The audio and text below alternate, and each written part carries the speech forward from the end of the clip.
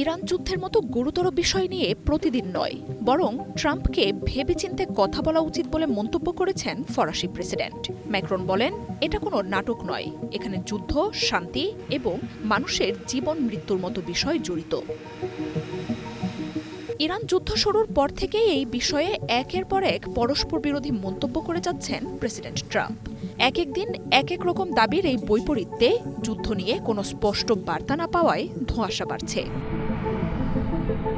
Macron বলেন, যুদ্ধের মতো গুরুতর বিষয় নিয়ে প্রতিদিন আগের কথার বিপরীত মন্তব্য করা ঠিক নয়। এরপরই ট্রাম্পকে প্রতিদিন মুখ না খোলার পরামর্শ দেন তিনি। ট্রাম্পের নেটো ছেড়ে যাওয়ার হুমকির বিষয়ে ম্যাক্রন বলেন, জোটটির প্রতি আস্থা রাখা খুবই গুরুত্বপূর্ণ। জোটের প্রতি অন্যদের প্রতিশ্রুতি নিয়ে সন্দেহ নেটোর ভিত্তি দুর্বল করে দেবে। কাজের চেয়ে সব জায়গায় কথা বেশি হচ্ছে বলে অভিযোগ এই নেতার। লাইফে কখন কি হয় গ্যারান্টি আছে? তাই ইন্স্যুরেন্স করুন সিটি ব্যাংকে, কারণ ইন্স্যুরেন্স করলে সিটিতে সুরক্ষা পাবেন নিশ্চিতে। আমেরিকা ও ইসরায়েলের একতরফাভাবে শুরু করা এই যুদ্ধ নিজেদের নয় বলে আবারও স্পষ্ট করেন ম্যাক্রন। গত বছর জুনে ইরানে হামলার পর পরমাণু কর্মসূচি ধ্বংস হয়ে গেছে বলে মন্তব্য করার ঘটনাটি ট্রাম্পকে মনে করিয়ে দেন ম্যাক্রন।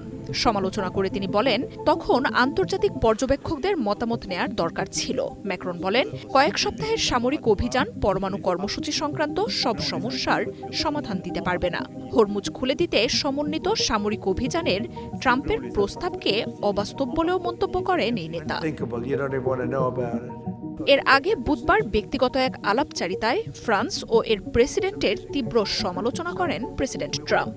ফরাসি প্রেসিডেন্টকে উপহাস করে স্ত্রী ব্রিজিত ইমানুয়েল ম্যাক্রনের সাথে খুবই বাজে ব্যবহার করেন বলে মন্তব্য করেন তিনি।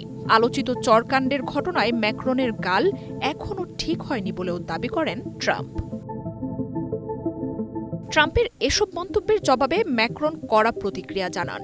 ট্রাম্পের দাবির জবাব দেওয়ার কোনো প্রয়োজন নেই বলে মন্তব্য করেন তিনি।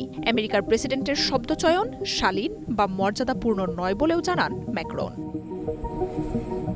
মার্জিয়া উপমা, ওয়ান ইন্টারন্যাশনাল ডেস্ক।